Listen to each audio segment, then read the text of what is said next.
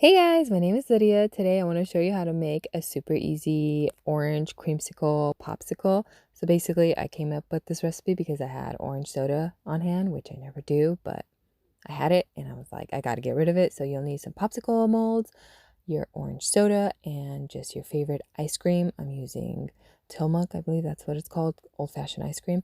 So just start off by layering some orange soda on the bottom of your popsicle molds and then add some ice cream to the top. Just be gentle because the soda tends to fizz up, and then just keep layering it. So I just added some soda, ice cream, and then right before you get to the end, make sure you don't fill them all the way up because everything will expand and you don't want everything to blow up once you add it to the freezer.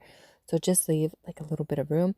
Add your tops to your popsicle mold and just freeze them. I froze mine overnight. Once your popsicles are fully frozen, you can take them out and enjoy them. If you are having a hard time taking the molds off, I just run mine under some room temperature water. We've been loving popsicles. I don't usually make them with ice cream. I kind of use like a natural juice, but we've been loving popsicles. So popsicles are on repeat at my house this summer.